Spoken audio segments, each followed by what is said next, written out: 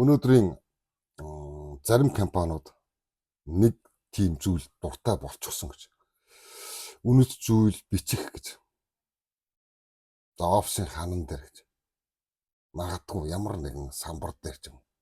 Бид бол итгэлцэл дээр суурилсан байгууллага гэж. Гоёмсог бичихтэй. Тэгээ дотор нь ажилтан сууж байдаг. Дарга нь араас. Чи тэр алдааг хэн хийснийг хэлчих гэдэг. Сонирн байгаад. Энэ нь итгэлцэл биш. Энэ бол итгэлцэлтэй мөрдөн шалгах ажиллагаа.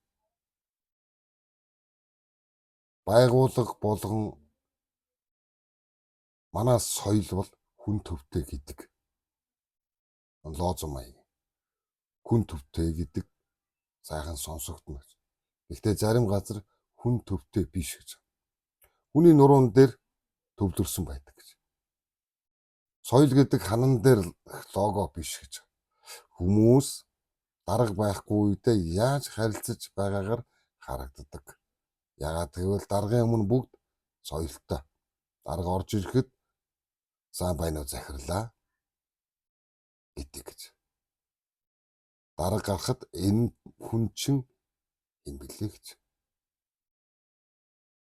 Энэ бол байгууллагын жинхэнэ соёлын тайлан. Компаниуд бол бид шударга байдлыг эрхэмлдэг гэдэг. Гэхдээ шударга ажилласан хүнийг биш, даргатай сайн харилцдаг хүнийг дэвшүүлдэг. Нэг тийм доторх тогтолцоо гэж. Тэгээд ажилчид нэг юм ойлгодог гэж. За манай компани жинхэнэ үнэт зүйл нь ханан дээр биш юм байна гэж. Үнэт зүйл гэдэг үг биш. Энэ бол үйлдэл, хариуцлага, алдаа гаргах үед ч одоо хэн буруутай вэ гэх асуулт биш гэж. Бид үүнээс юу сурах ёстой вэ гэдэг тийм лог дүгнэлт байх ёстой. Гэхдээ манай байгууллагуудын нэг уламжлал байдаг. Алдаа гаргахад бид асуудлыг шийдэхээс өмнө буруутан хайдаг. Яг л кино шиг. Гэмтэр гарлаа, хин хийв, яагаад хийв, хизээ хийв. Гэтэл төгсгөлд нь асуудал нь систем байсан байдаг гэж. Соёл гэдэг бас шагналын систем. Хэрв та хамгийн дуугардаггүй хүнийг шагналвал хүмүүс дуугарч орно. Хэрв та хамгийн их айлгадаг хүнийг шагнавал хүмүүс айж сурна. Хэрв та хамгийн их хамтардаг хүнийг шагнавал хүмүүс хамтарч сурна гэж. Яг л хүүхэд өсгөхтэй адил. Хүүхэд таны хэлснийг биш, таны хийснийг сурдагтай адил гэж. Магадгүй та худлаа ярьж болохгүй гэдэг.